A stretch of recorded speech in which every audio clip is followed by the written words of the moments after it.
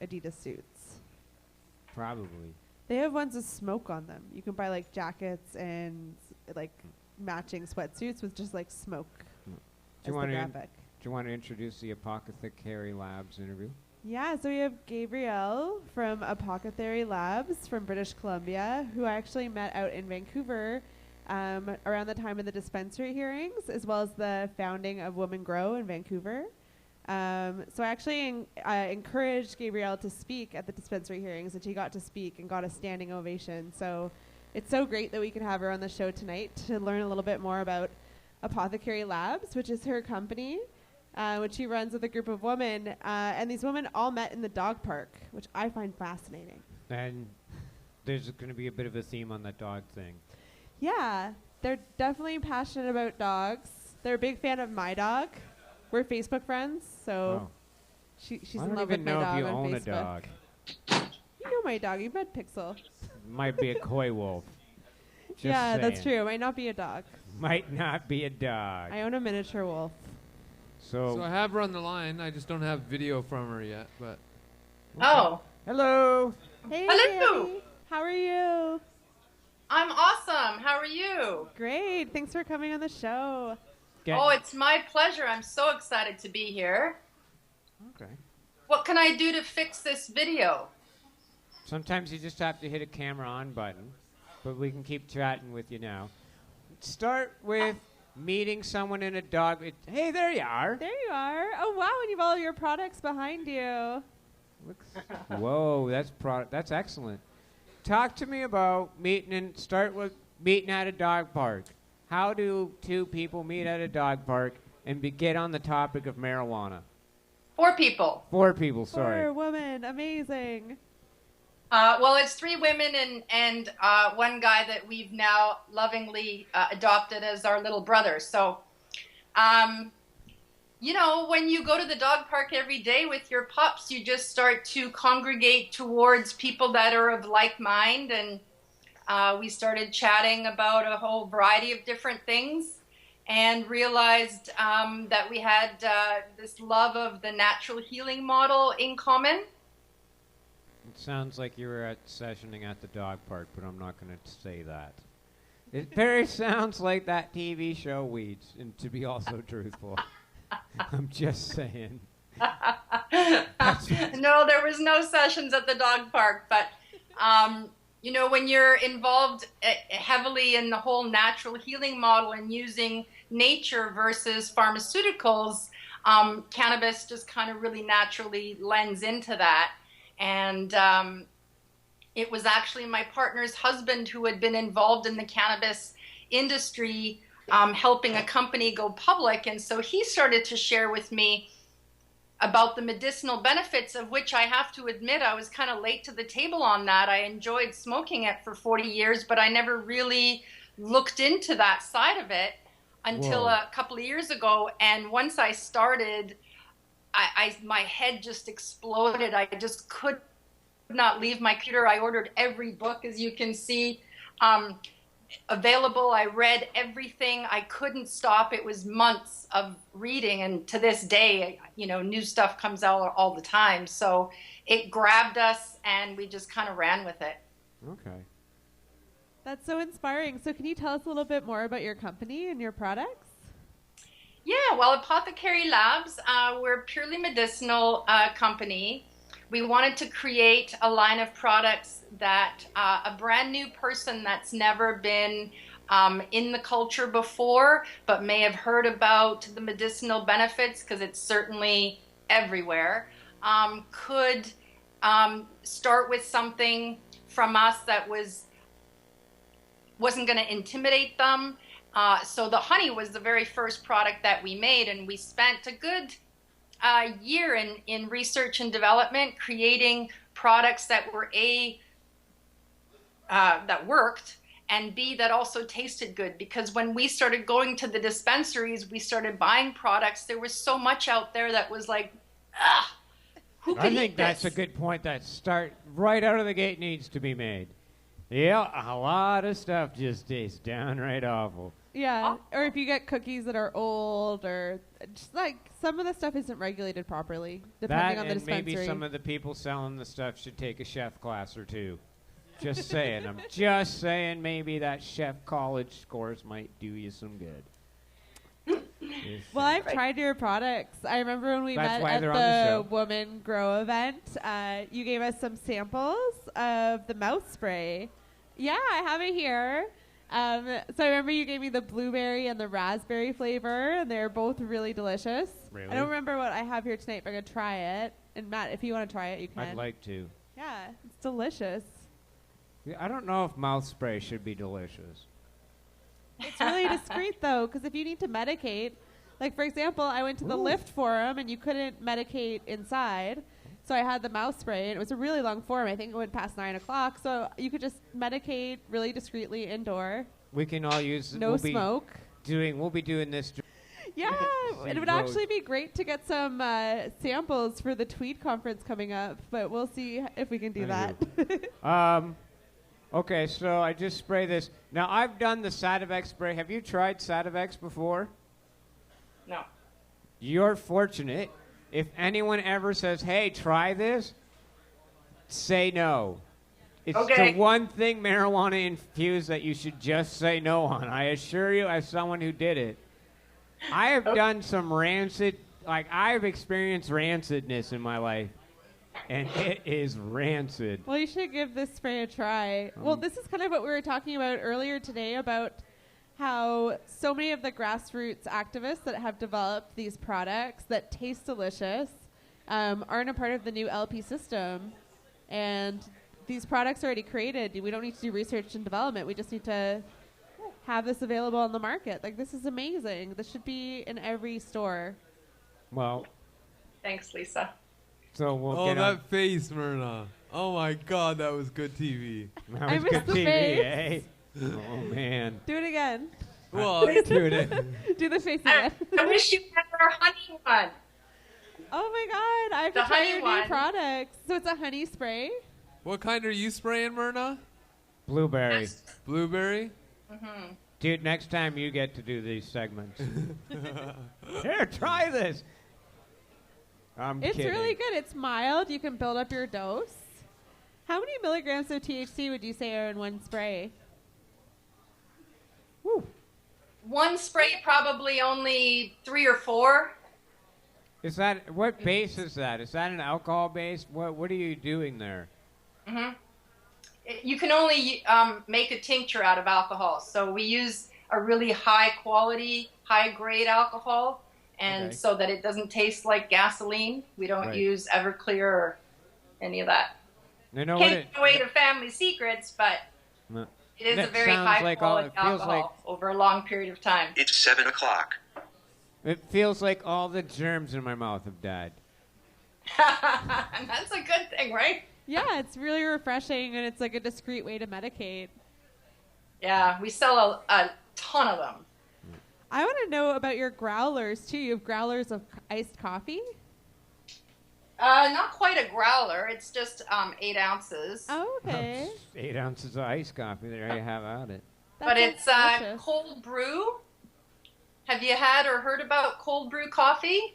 Yeah, I've tried cold brew before. Right? So it's delicious. It has none of the bitterness of hot brew.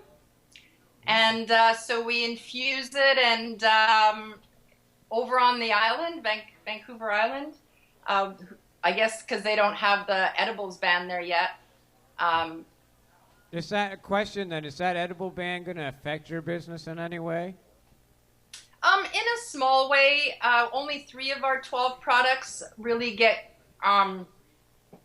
classified as an edible, the brownies, the candy.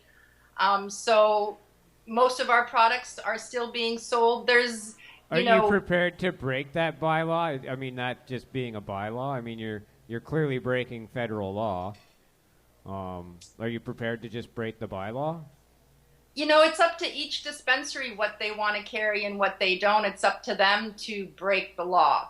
So you're still prepared to provide it, though? Absolutely. Okay. Good for you. And over on the island, what frustrates me so much is that all of these rules and all of these regulations, they're all shrouded in prohibitionist thinking still. Agreed. And they're all acting as though prohibition was a real thing, that it ever had any merit whatsoever. But the truth is, this plant that gives us food, clothing, shelter, fuel, and medicine in one plant was a gift to humanity that was stolen from us. That's true. And now we have to beg for the rights back from the government, who never should have had their hand in it to begin with. Right. It's insane. So I am not going to stop making medicine. I'm not going to stop making brownies for somebody. Like when I broke my leg last week. Right. And oh, wow. Sorry to hear that. How'd you do that? Just quickly, how'd you break your leg? I fell down the back stairs. Oh my God, I'm so sorry to hear that. So you like But the brownies? No, it was really good because I've been really wondering about the benefits of cannabis on acute pain versus chronic pain. Okay, so you have chronic pain? Well, now I have acute. Well, I have chronic pain because I'm in my 50s. I have arthritis and old age like everybody else. And my honey was doing a great job taking care of that. I was pain-free as long as I ate a quarter teaspoon, half a teaspoon of honey every day. But I didn't know if on acute pain how well it would work. And I was nervous if somebody came to me with an injury such as this. So here was a perfect opportunity for me to experiment on myself and see how well cannabis would work on acute pain. And so I lined up my little brownies that have 25 milligrams in each one. And because I couldn't get up, I had to keep my foot elevated. And it was perfect. 25 milligrams was perfect to kill the pain. And I got through it without a single pharmaceutical. If you don't mind me asking, how do you keep the consistency in your brownie mix at 25 milligrams? It's the oil that we use. We know exactly how much the oil has in it because it's tested. Okay. Well, I was curious. I just like, brownie mix. And no, that's a great question. And with canna butter, that's almost impossible to do. So we researched how can we make sure that it's exactly the same amount. And by using a tested product, you can know how much you need to put into the mix to get that 25 milligrams. Because I was just reading the other day that many companies are misleading in their labeling of their milligrams in their cannabinoid baking. That's in Colorado, right? Yes. So They are, absolutely. And we're doing, our utmost to never do that. So the problem is that the testing industry here in Canada really hasn't caught up to the edible industry. And so the best that we can do right now for products that we don't use that oil with, where we actually use actual plant material, is to test that plant material first to know what percentage of THC it has and CBD it has, and then extrapolate mathematically how much it has in the end product. Because once it's in the honey, the labs can't figure out how to separate it again to test it yet. That's so interesting.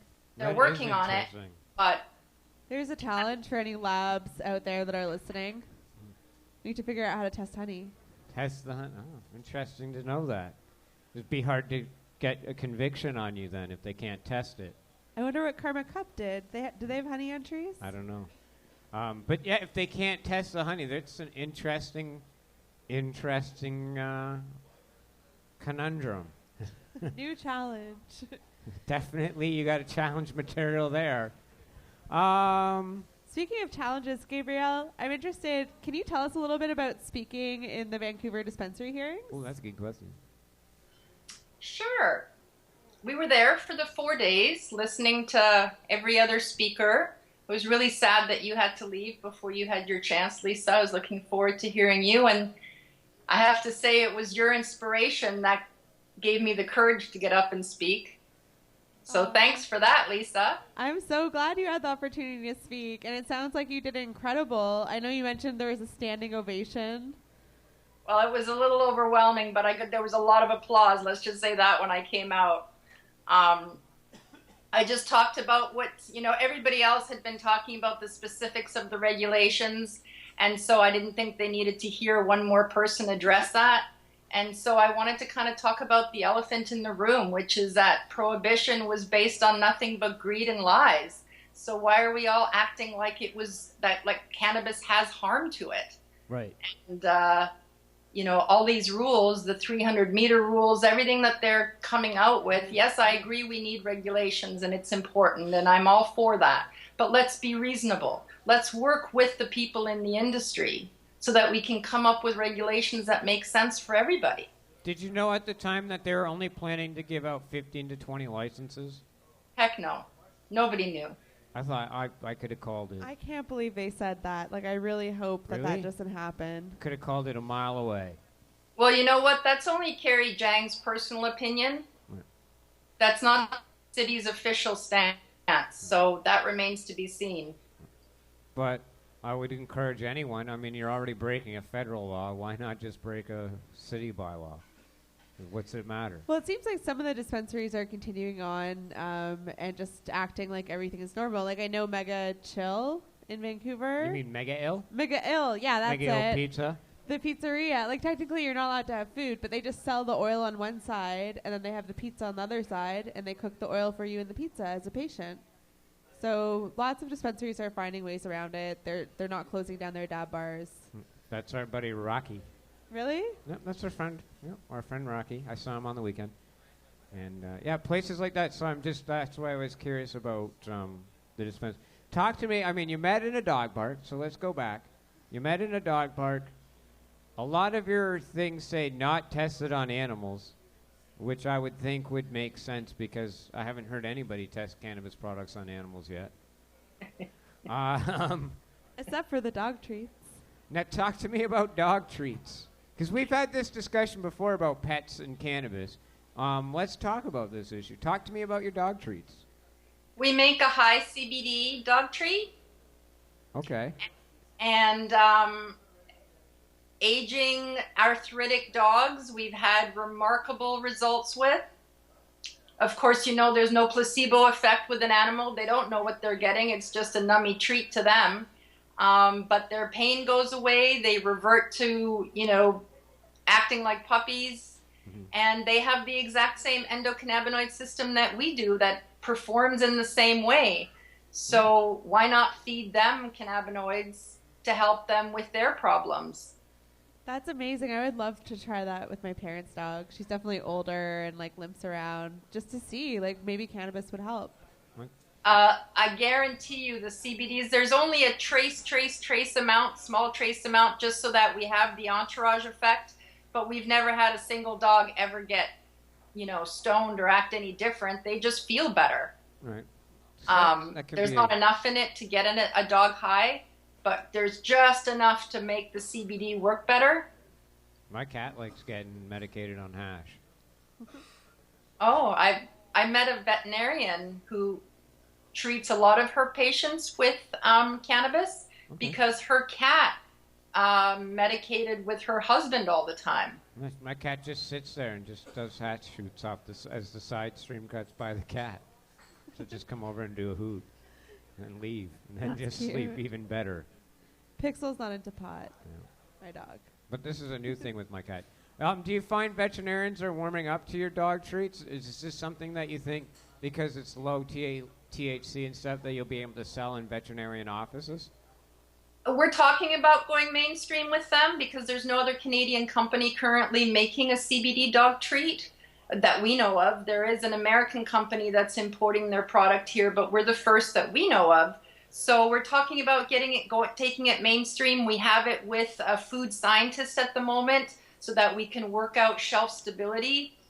We didn't want to use any chemicals to be able to leave it sitting on a shelf. So it has to be refrigerated right now.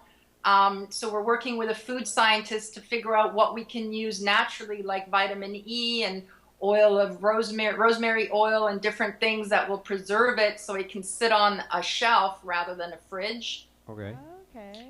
And once we have that figured out, the shelf stability part, then we can take it mainstream and see how people react to it. But there's no denying the results that these animals are getting, because there's no placebo effect there. They can't walk 1 minute, and a week later, 4 days later after our treats, they're running around like a puppy. That's undeniable. That's amazing. So where can you find your products now? If you go to our website, it lists all the dispensaries that carry our products. Okay. On our website. Can you read out your website? Pardon me? What's the website URL for our viewers who are tuning in? Apothecarylabs.com. Great. And are you guys on social media too? You have Facebook, right? Yeah, Facebook, Apothecary Labs on Facebook, on Twitter, on Instagram. I love your branding. Thank you so much. That's all Brad.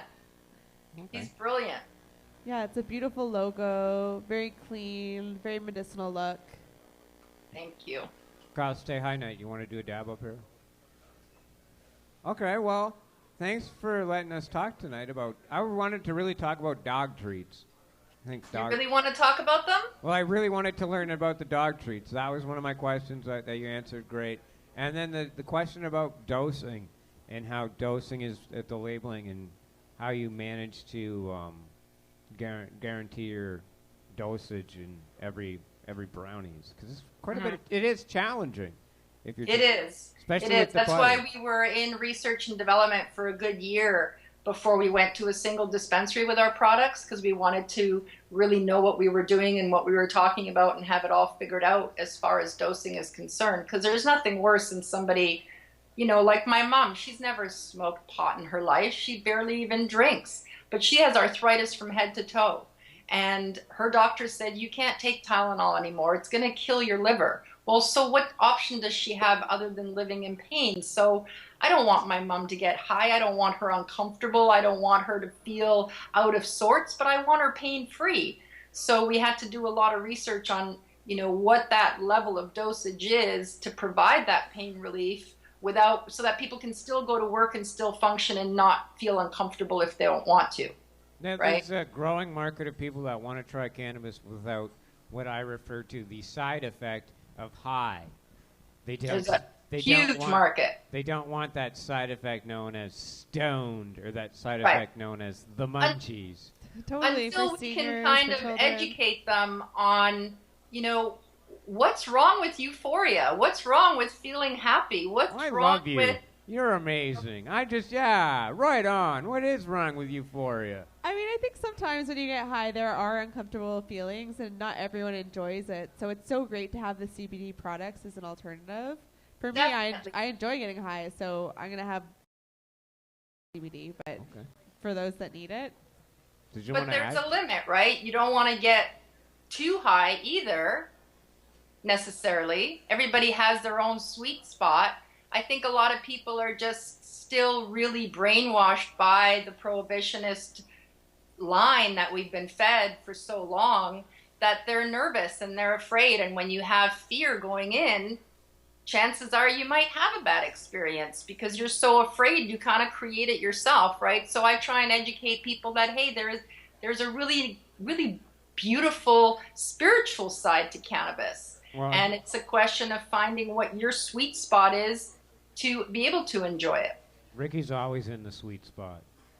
But I also think people are frightened. We have this society that says euphoria isn't a good thing. And I'm glad that when you talk about CBD, is that you also say, wait a second, euphoria is okay. Because sometimes you talk to these CBD pushers and you find that they're not into euphoria. And sometimes, some people refer to CBD as THC thieves. Just, THC thieves. Well, it's an aggressor, right? Yeah. Knocks off that THC. Do a rip of heavy CBD weed and you're done. I don't know. I've smoked CBD joints and then smoked THC joints, and it makes it different. It changes the high, but... Want to try some of my CBD pills and let me know? Oh, my God. Really? Yeah, those brown capsules are CBD pills. How much CBD is in them? 20 to 1. How much THC then? Like very little. Very little, so it's just CBD. It's all CBD. You swear. Guaranteed to steal your high. Okay, cool. I'll take it. We'll see what happens. All right. We'll see if I get less high. All right. This might be a good thing for the show. I'm going to be more alert. But sometimes, though, to be fair, the high from THC is just undesirable. Agreed. Some people just don't want it. Right. And so there's a place for it. Yeah, there's a time and place for it. Exactly. If you're going to work, you want to fully function and think properly and not have to worry about forgetting your train of thought, because that never happens, right? Well, you know how many journalists that when we do the weed rallies and stuff, they show me their Compassion Club cards, and I'm like, those people all want to get high at work. I assure you. Not to mention anyone. And there's probably a few accountants and computer programmers I also know that are like working on networks that are like, man, it'd be great to be high at work right now. No, a lot of people get high at work. But it's better to, if you have CBD as an alternative, then you can get medicated, treat your symptoms, and not necessarily be out of it. Right. Treat your symptoms, but remember the side effect of marijuana apparently is something known as stoned. Personally, I like medicating in small metered doses of low THC. Because there's a lot of people that are into the dabs and just doing like a huge dab, concentrated dab, but I think if you find alternative ways to consume, it can, you can still use cannabis and be at your baseline, but not be too stoned. Right. And that's what we wanted to create are products that people can use every day to manage their pain or their whatever symptoms. As you know, the endocannabinoid system will repair just about any disease process, not repair it, but ameliorate it, make it better, have less symptoms, because surely we can't say it cures anything, but they need to be able to keep functioning and keep, working until they kind of figure out that, that relaxed feeling that I had, that's getting high. Oh, okay, that's kind of cool. Yep. So you have to ease people into it slowly, right? Right. Do you find, not to be, I don't want to offend, do you find women in your age bracket maybe, have a little bit of fear of getting high? No. No? That's a difficult question to ask because you tend to surround yourself and grow up with people of like mind. So most of my friends my age smoke. Nice. But the ones that don't, they're very, very excited and very open about the information coming out about the medicinal side, and instinctively they all know that a plant oil can't possibly have the harms that we've been led to believe, right? So once I educate them on the endocannabinoid system and how it works, they're just all over it. Give me your honey, give me your tincture, give me your coconut oil, I'll try anything. Nice. Because they realize it's not going to hurt their liver and it's going to help everything else in their lives. Nice. I'm going to end with one more question and with thank you for your time. You broke your leg a week ago. I was reading a study that cannabis or cannabinoids help with the healing of broken bones. I read that too. What are you what are you doing to help aid your leg heal? I'm eating it every day. How much are you eating? Initially, when the pain was really severe, it's 2 weeks tomorrow. So initially, I was eating about 25 milligrams at a time every 3 or 4 hours to mitigate the pain. Now the pain subsided enough that, as long as I eat something every day, whether it's a candy or the honey or the tincture, olive oil, our olive oil with balsamic vinegar and bread at night, oh my goodness, will give you the best sleep of your life. Anyways, so I just, change it up every day and just make sure that I get cannabinoids in my body on a daily basis. That sounds wonderful. That sounds delicious. I really want to try your olive oil now. So are your products available anywhere in Toronto? Ironically, we got the first call today from a dispensary in Toronto. Oh, and I was sitting in the hospital waiting for my x-ray, so I apologize to you out there. in Toronto. So yeah, hopefully we'll be in Toronto soon. Excellent. Well, and of course, check them out online, and maybe Dispensary Online is selling their products. So check around. Thanks for taking the time and letting us speak with you tonight. Thank you so much for having me. It's such a pleasure. Lisa, I'd love to send you some dog treats. So PM me your address and I'll get them in the mail for you. That's great. Alan's jaw just dropped. Alan's got a dog too. I'll send you two. Our show announcer, maybe we Alan, can send could some to really Vapor use. Central and we can share them. Thanks Okay. so much for coming on the show. It's great to see you. My pleasure. You too. I hope to see